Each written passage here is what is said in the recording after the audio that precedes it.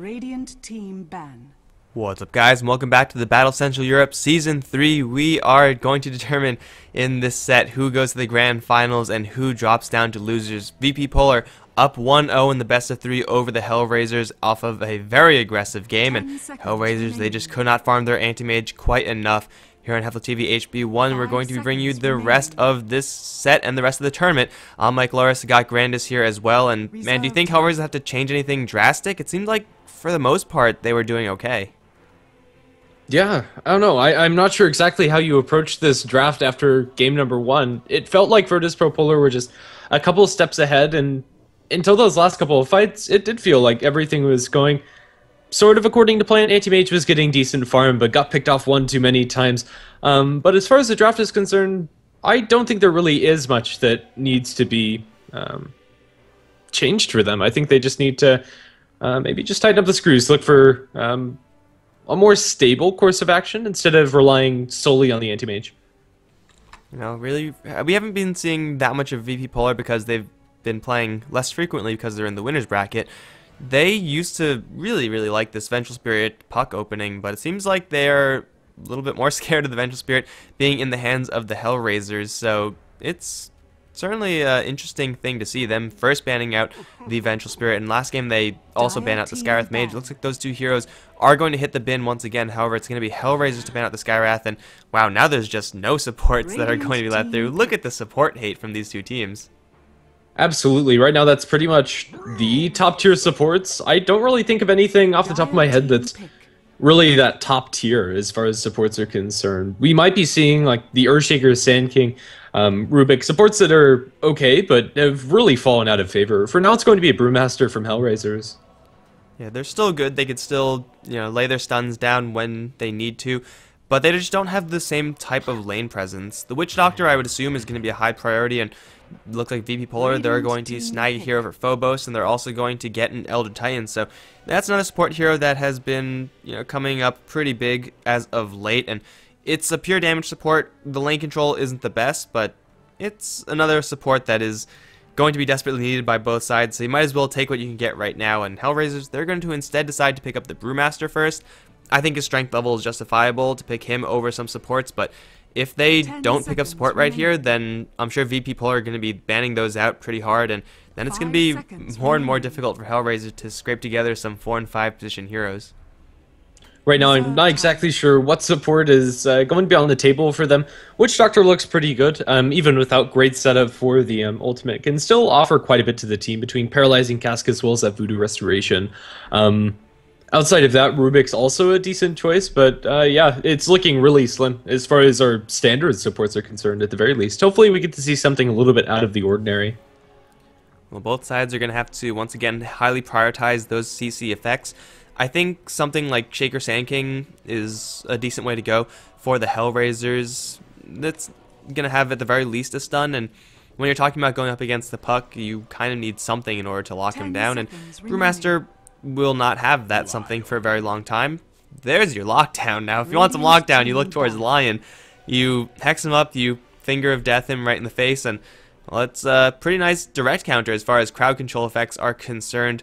The only problem with Lion is that he's a very slow support hero. He doesn't really get going until he hits level 6. Before then, Hex is really good, but he's just so soft. Definitely. I would have liked this a little bit more on Virtus Pro Polar's side with the Elder Titan amping up that extra damage and just having instant disable up against the Brewmaster, but the same can be set up against a puck.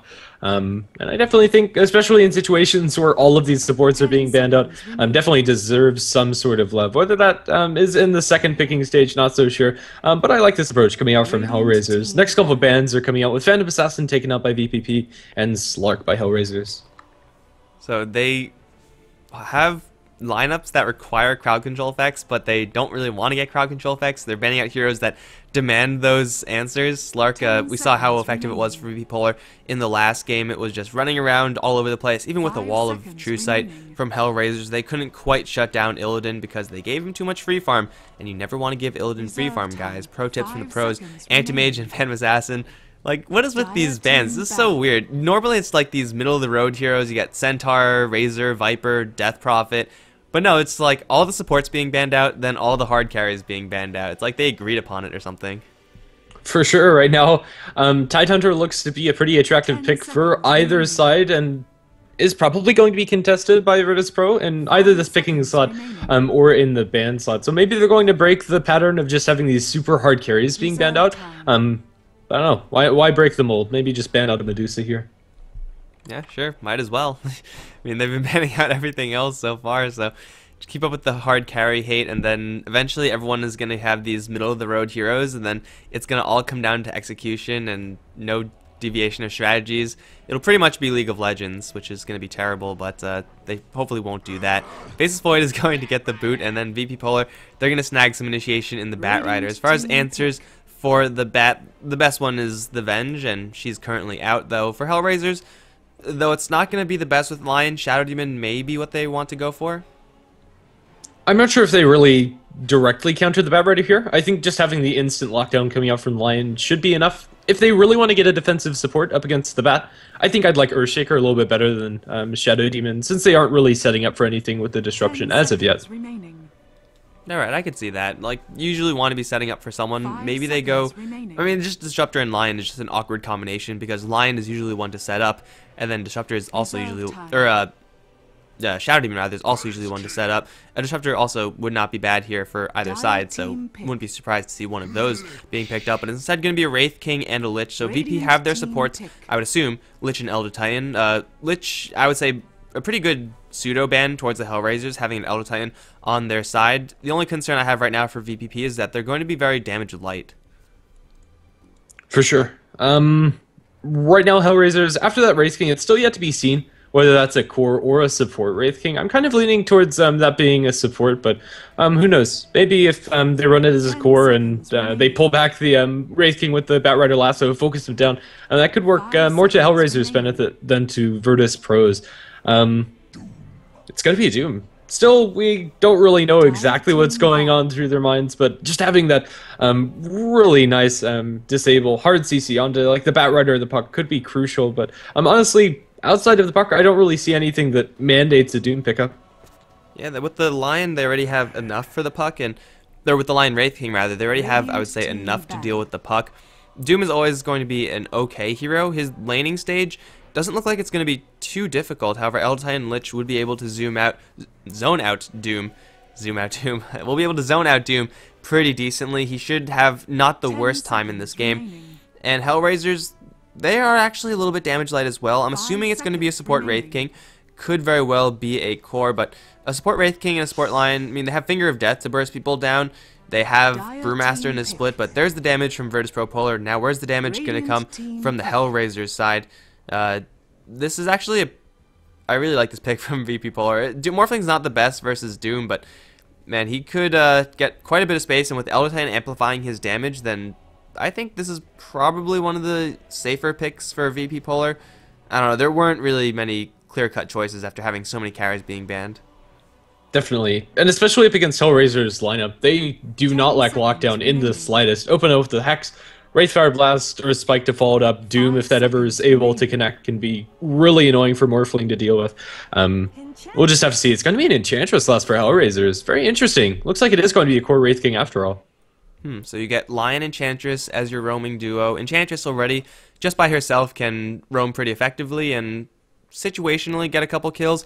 Although opening up with the Hex towards the Puck, you could easily gank the mid lane in that situation, assuming Morphling Lich isn't going to be going mid, which is also a possibility for the VP Polar side. Enchantress is going to make Hellraiser's lineup a lot more aggressive. Wraith King as a core does do okay, but generally it's not as impressive as, say, a Morphling as a core. They both tend to farm pretty slowly, but Wraith King is more aboard that initiation train. Hellraiser's teamfight in early game is going to be where they're looking to make their bread, whereas for VP Polar, they're more than okay with taking this super late and relying on a late game Morphling. But we'll see if that's actually going to come to pass, because we're in game number 2, guys. VP Polar up game number 1 over Hellraisers, and we got Hellraisers loading out towards the bottom with Dread as the Lion with boots first. Goddamn on the Enchantress, Afro Ninja is going to be playing the Brewmaster. Goretz is on the Doom, and that leaves RT's on the Wraith King. And on the dire side, it is going to be Virtus Pro Polar with the sports being FNG on the Lich. Lil playing on the Elder Titan. DK Phobos going to be playing on his Puck. Morphling handled by Illidan Stormrage, leaving last but not least our Batrider played by Mag. Mag already used Firefly. Trying to look for where he actually cleared out trees. Do you see any? Was it just for vision? Yeah, not exactly sure. It looks like he flew over this area. Okay, well that was probably just for vision then, just to see if he was being spotted out or anything like that. Mag was probably, the plan was for VP Polar, probably send the Batrider down towards the bottom lane. Up against Enchantress Lion, that's probably not the best course of action, so I would expect Mag to completely sacrifice the bottom lane and just go directly into the jungle. Has boots first, which isn't necessarily the greatest for jungling, because it actually doesn't do that much for you, but it's definitely going to get a lot more done than if he was on the bottom lane. And ooh, Dread finds himself probably the best rune for Lion right now. With the dual lane mid from VP Polar, if Enchantress finds a good creep, this could be a very, very easy first blood for Hellraisers. Yeah, we'll have to see if that's actually going to net them anything. For now, Dread's going to go down towards the bottom lane, so it looks like that's not going to be the case. Haste Rune more or less going to be wasted. Not really wasted, but just sat on by Dread, not really accomplishing much of anything. That was actually a really interesting move by the Batrider. He destroys the trees over here with the Firefly and acts as if he's placing a ward over in this vicinity. And then he just places the Rune Ward. So, yeah, I missed him going all the way down there, but this sentry, obviously not doing anything for the VP Polar side. They also have observers, so they're going to expect that these camps are blocked, and they're going to end up wasting just a sentry for it. It's not really going to matter too much. Enchantress is going to quickly realize that that's not the case, and she'll be fine. And also, she's going to start with the most broken harassment tool in all of Dota, Tornado, flying through, and this is going to chew at the regeneration of VP Polar. The dual lane, the goal of this one is to just get Illidan Stormrage farm.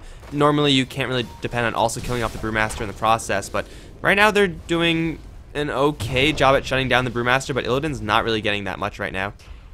And if you just look at FNG's HP, after eating a clap and having that tornado in his face for a little bit, I mean, it's going to force to eat through all of his regen. Yeah, that's pretty much all down the tubes. Not much you can do about it. And Illidan also having quite a lot of damage being applied to him. The tornado is incredibly useful as an Enchantress, even if you're not able to farm with it. And when you get it this early, you're not. Just sending it towards mid can be so useful for your mid hero, especially. You could do the same exact thing with that, Stormcaller Harpy, I think it's called. Just spam Chain Lightning and chunk the mid heroes down, and Aphroninge certainly can use the help in this scenario. I wouldn't really expect Goddamn to be doing this the entire time. Whenever he does send a creep like that, it's going to slow down his jungle. He's going to probably just look for a creep that's worth ganking with, and now that he has a smoke, he will continue to look for those. It's a Centaur that he really wants, and a Centaur he's going to get. So with the boots first online, that does indicate that Hellraisers want to play this early game a little bit more aggressively. I guess when you pick up Enchantress, you can try to take it late with an Enchantress, but you really shouldn't want to. It's probably going to be mid lane where they set their sights as soon as they get one, maybe two ideal creeps or Goddamn, and they're going to find one Centaur, and so they have one camp of Mud Golems. That kind of sucks, but one Centaur is really all you need if you have a line to start things off for you. Definitely. As far as the offlane for the Radiant side, Gortz is doing quite a bit better than I would have thought he'd be doing. He's managed to find himself level 3. He's eaten that regen creep, which is very useful in the offlane to mitigate the harass that's coming out from the puck. For now, Virtus Pro Polar, even though they've completely sacked the bottom lane, this isn't as scary as giving free farm to the Slark, although it is probably going to be a Midas for Wraith King as well. And Wraith King can get to a Midas Blink Dagger really quickly, especially when he's not being contested by anyone. Goretz should also eventually be looking for a Midas in this game, and he's being messed with a little bit by Lil. The chances of Goretz actually going down, though, is so extremely small. The only way he actually dies is if Lil gets a Spirit through an entire creep wave, and then Puck somehow magically hits level 6, and he's only level 3, so this Doom is going to have a very easy time, and this is pretty much just because of VP Polar's draft. They have the Batrider, who could be down here, I suppose, but won't really be doing that much. The Morphling and the Lich in the mid lane, they're not really doing that well versus the Brewmaster, at least not enough to call it a huge success or anything like that. So all of these lanes from VP Polar, they're not exactly thriving. I guess they have the Batrider to kind of help out with that, but up towards the top, Lil is going to burn pretty down low because of that Scorched Earth. I don't think this is going to be a kill, but Goretz is just feeling so comfortable just charge forward and do this because he knows that there's no way he can be punished. Yeah, right now, this Batrider is actually farming surprisingly fast. Mag, at one point, was the highest level hero in the game. That has changed, and now the Wraith King has ticked his level 5, but he must have just gotten really good RNG when it comes to the creeps.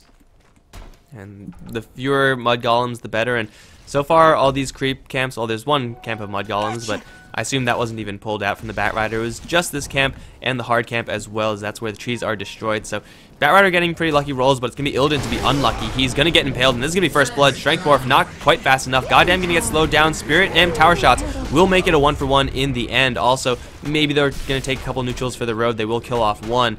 But Morphling going down, probably the worst case scenario for VP Polar. And Enchantress Lion, when you open up with the Hex like that, there is really not much you can do, because Hex level 1 is a ridiculous skill.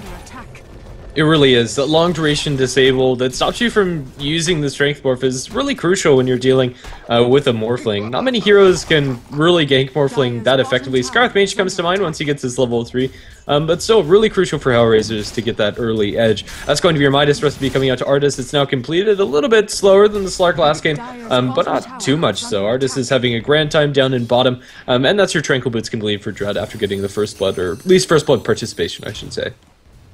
So 1-1 right now, and VP Polar, they don't really have any huge items that'll change this that are coming out soon. Actually, never mind. Mag is filthy rich. I did not realize he was this close to a Blink Dagger. This is going to be a 7-minute max Blink Dagger for the Batrider. He has not that many stacks left to work with, but still the Batrider will have his Blink soon enough, and an early Blink Dagger can very easily just instantly win you a couple of fights. Illidan, though, he's going to have to face up against Invisible Brewmaster right now. He knows that there's an Enchantress here.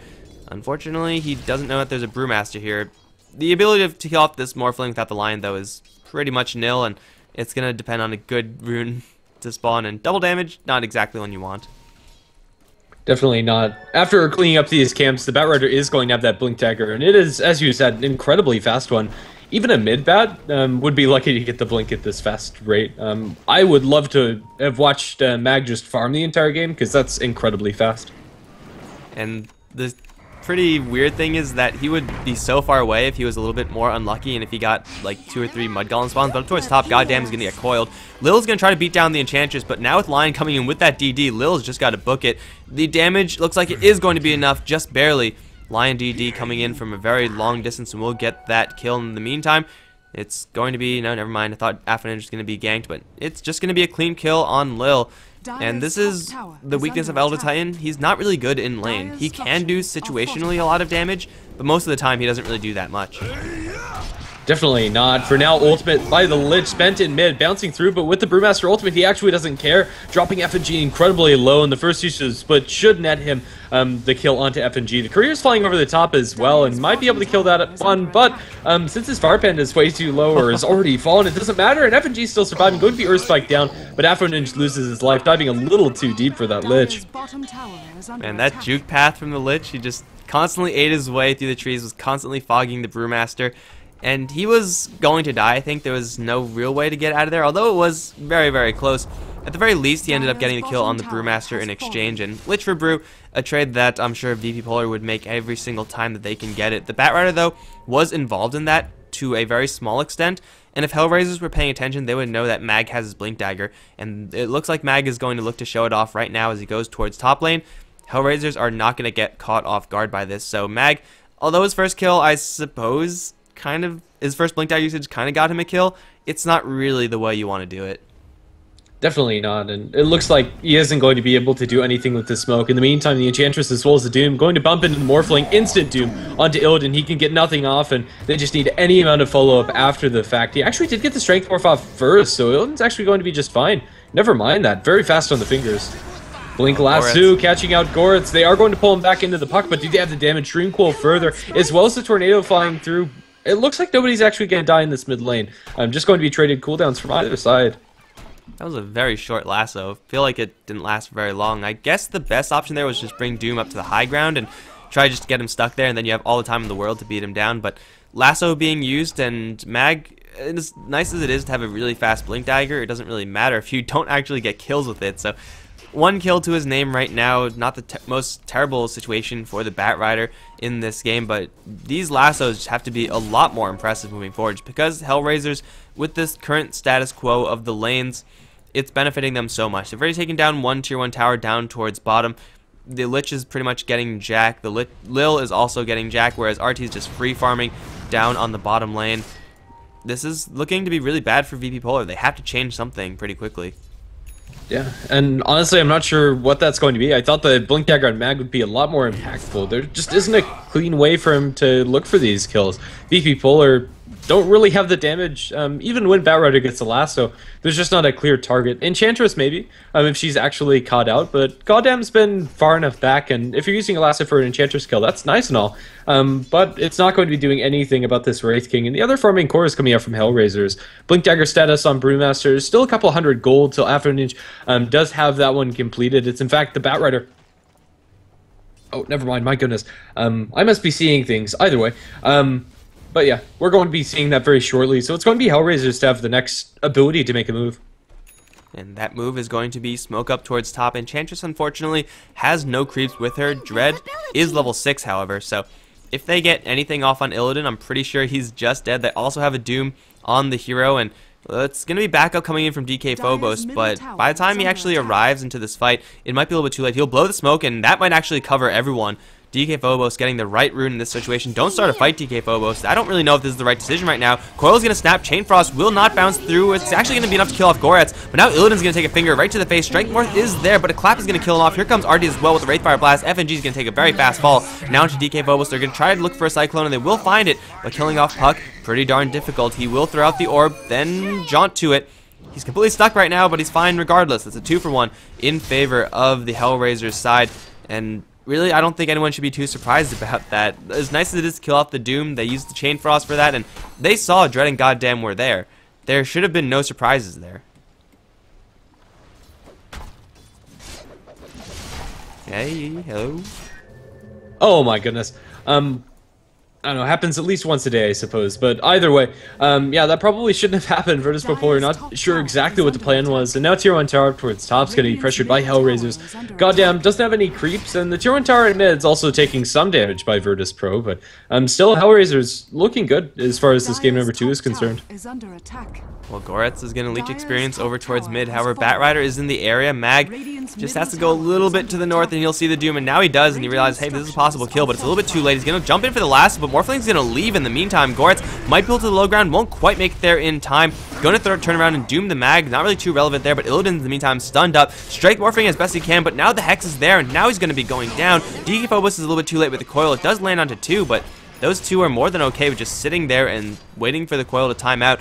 6-3 now, and Hellraisers, they're striking back pretty hard after that first game 1 loss. Seems like there's nothing that's going really wrong for them. They're getting farm on the Doom, they're getting farm on the Wraith King, and I don't really know what he's delivering. It's going to be a completed Maelstrom on Wraith King first. No boots. Oh no, he does have boots. Power Shreds. Okay, Power Shreds and Midas and Maelstrom. This RT's Wraith King is ready to tango, and Affinage is as well. He's running the front lines, does not have a split, but he's so comfortable being on the front lines because he has so many bulky heroes right behind him. They're going to try to chase forward, waveform in from Illidan, but now he's going to get turned around upon. It's actually going to be FNG. Blink, clap from Affinage is going to kill off the Lich. Now into Illidan they go. Stomp is not going to connect, and Illidan's going to be beaten down by a whole slew of strength heroes. Batrider going to try to peel one off of them, but it's waveform through. That might be enough to save the Morphling, and now it's going to be Mag to be in a little trouble. There's mana on the RTs. Goretz dropping awfully low. Mag falling short on damage as Illidan is going to return to this fight, trying to go for something, pop the Reincarnation, and that's going to be nice and all, but now Illidan has got to get the hell out of there. So far, Lich is the only one to die. Mag gets hit with another stun, and 1 crit going to kill off the Batrider. And the tower, or 8 towers, also going down in the meantime. It's going to be mid where DK Phobos is ignoring that entire fight, but 8-3, and Hellraisers take yet another 2-for-1, and they might get a little bit more. Puck is going to get himself down to the low ground and will be just fine, but Hellraisers, they still take a pretty darn good fight considering they did not use their split there. Definitely. It looked like it might have been sketchy for them. Hold that thought. Is Lich up top going to be blink upon? No, no blink. They just run him down with Wraithfire Blast. Never mind. No blink on either the Doom or the Wraith King, since Artist did back off for that Maelstrom. But even after picking that up, Artist sitting on a quite comfortable amount of gold, 1,400. It is going to be a Midas for Goretz. Hellraisers, they can passively farm and feasibly take this late up against Virtus Pro Polar, just based on how the early game is going. If Morphling has an item completed, over Hellraisers, then Illidan becomes really scary. But right now, that's just not in the cards for him. Illidan Stormrage looks like he's going to back off for a Midas, just hoping that he can get those big items later.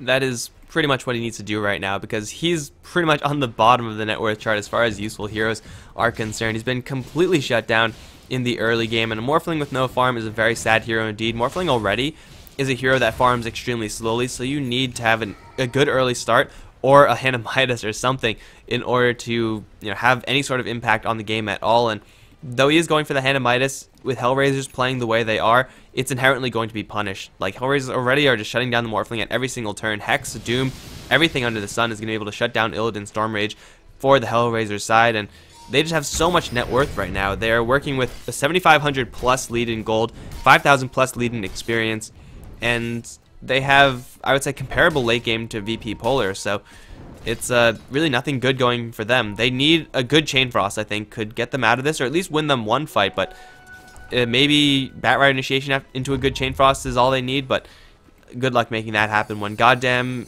is going to smoke up with the rest of his team, and he's going to lead the charge. They're looking for more blood, and it's going to be a blink forward for a Hex onto DK Phobos. There's an Impale as well, Finger Death, and that's going to be Puck dead to Lion solo. Yeah, didn't need any help from Goritz or from Goddamn Dread. Perfectly chaining together his stuns. Now a Doom onto Mag. Can't really accomplish anything further. Currently just getting run down by the Doom. Blink forward by Afronage is going to be able to get himself that clap onto 2. He does have the split going to spend it. Now Illidan eating quite a chunk of damage from this Enchantress as well as her Impetai. But either way, he's going to be able to Strength Morph and should be able to make it out alive. Waveform over the top. Drops Goddamn low. But now with the Earth Spike follow through, Illidan might fall here. Still Strength Morphing for all he's worth. The Lich Ultimate bouncing through back and forth to Goritz and now back towards the Brewmaster. They clap down the Morphling, and that was a decent Chain Frost, but not good enough to get them kills. And now the Lich is in quite a bit of trouble. Although he takes down the Enchantress before he falls, Artis is going to be able to collect in a pretty big way. Tier 1 tower in mid's going to fall as a blink forward by the Batrider as he looks for something on the retreat, but it just doesn't look like there's anything to be found. 13-5 and Hellraisers. They kill off the Morphling yet again. This time they also take down a tower to boot. Split was used this time, as was the Doom, after really sketchy initiation from the Batrider. At the end of all of that, it's still just Hellraisers getting more and more cash. Now the Lion is ahead of the Morphling in net worth. That is never supposed to be the case, ever. Like, the only situation I could see that being realistic is if Lion is soloing mid or something like that, but obviously that wasn't the case, so Puck is doing okay for VP Polar, being the safe lane farmer, but even though he has a Blink Dagger, it doesn't really matter. Like, he jumps in for a coil, maybe he'll set up for a Chain Frost, maybe he'll set up for an Earth Splitter down the line, but that's not even up from Lil just yet. He's level 7, he doesn't have that, which is pretty standard, but still, this Puck getting that free farm lane, I can't help but think that this game would be so different if VP Polar decided to lane this much safer and put the Morphling up on top lane, just get him guaranteed farm, put the Puck mid versus Brewmaster. It would have been shutting down the Doom better. It would have been, I think, fine for them overall, but the laning choices really screwed them over. Definitely, and they need that damage. Lil's also pretty much a worthless hero. I don't want to say that because Elder Titan still offers some nice utility to the team, but he really thrives where he's actually able to bolster the damage of his allies coming out from the natural order, and the Puck nukes and the Chain Frost is really all that Virtus Pro Polar have at this point, and that's scary. Especially once they use those spells, they might be able to kill the Wraith King off once, even though unlikely. Killing him off twice just seems too tall an order. And also, VP Polar, they're going to get out-initiated in this game. With the Batrider, you can normally assume that you're going to get the initiations off, but with so many Blink Daggers, Mag's going to try to blink in, but he gets immediately stunned off. Pretty much exactly on cue, guys. Thanks for proving my point. Batrider trying to go for initiation, but with Blink Daggers onto frickin' everybody. There's Dread with the Blink Dagger, which is pretty much never a part of the plan. If you're a VP Polar, you don't expect the line to have such a quick blink. Of course, Affinage has his. Wraith King has his now. The Blink Daggers and Hellraisers is going to mean that they have the initiation edge pretty much every single time, so VP Polar can't even set up for the Coil Dream, and if they don't have that, then it's just not going to be in the cards for them. Artees is now going to be going for what I assume to be a completed Mjolnir, though an Assault Cuirass wouldn't be too terrible either with this Hyperstone. He could, quite frankly, go for anything that he wants right now, because his team is firing off on all cylinders, and even if he's like not in a fight, they could take it pretty well, the Hellraisers.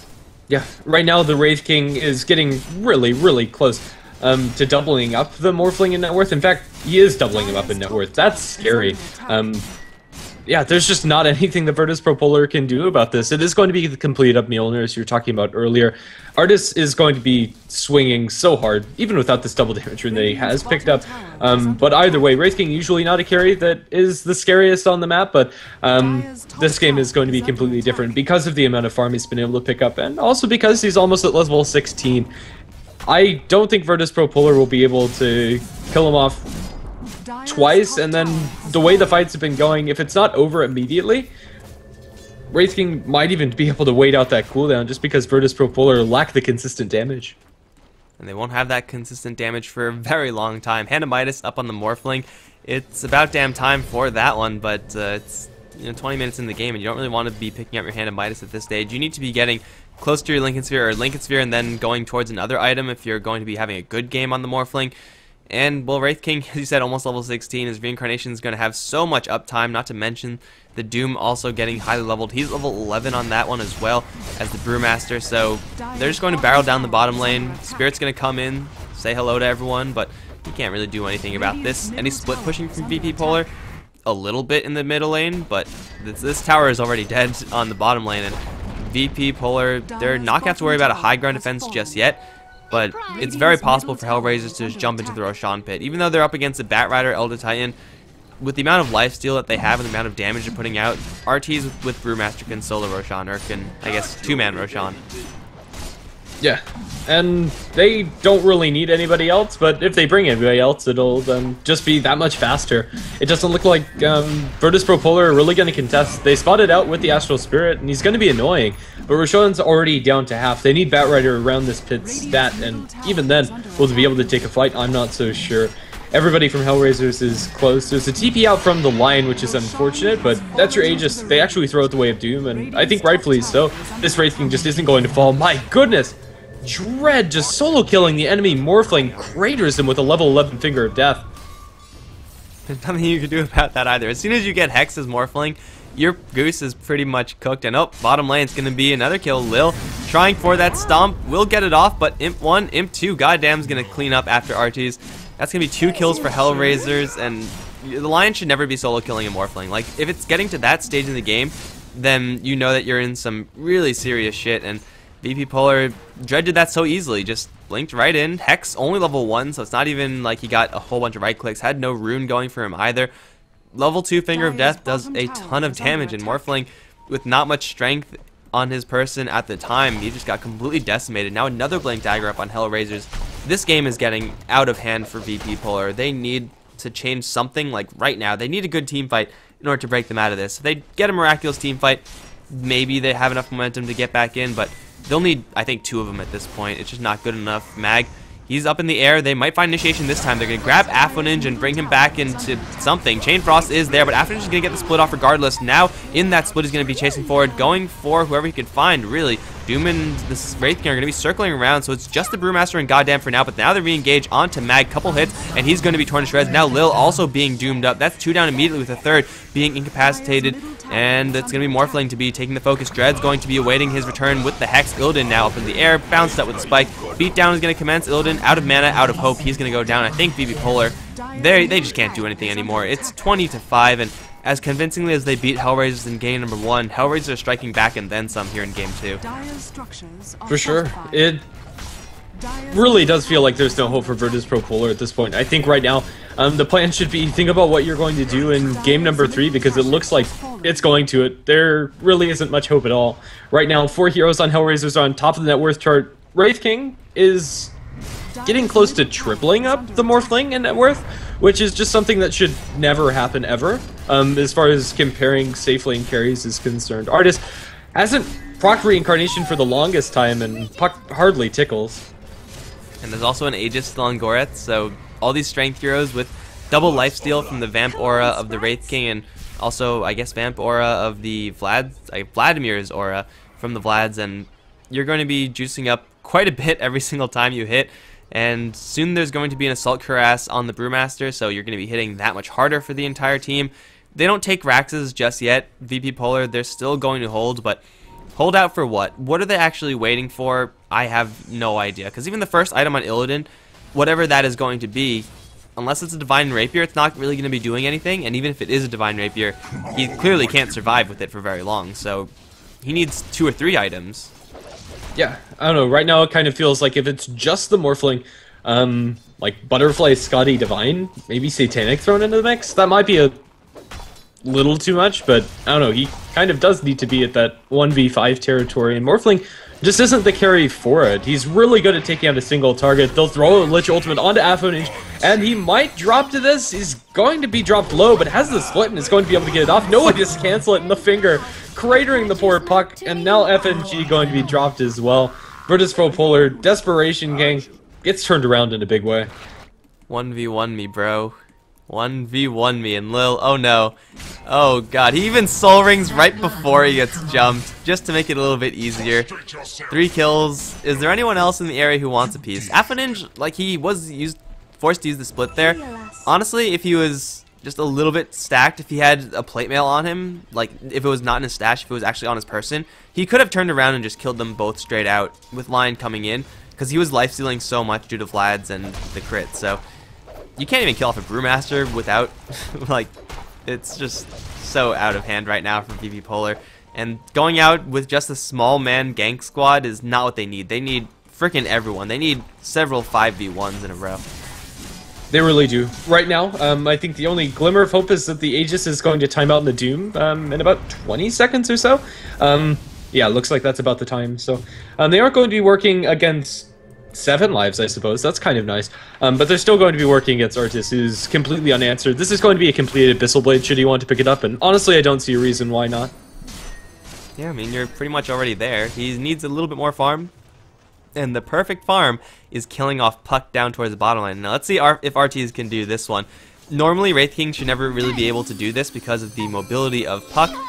But if he has enough burst damage with enough lucky crits, oh, you gotta get in there, man. Oh, he's gonna go the wrong way. He's still gonna get the farm regardless. Puck gets to live, but only because Wraith King is merciful.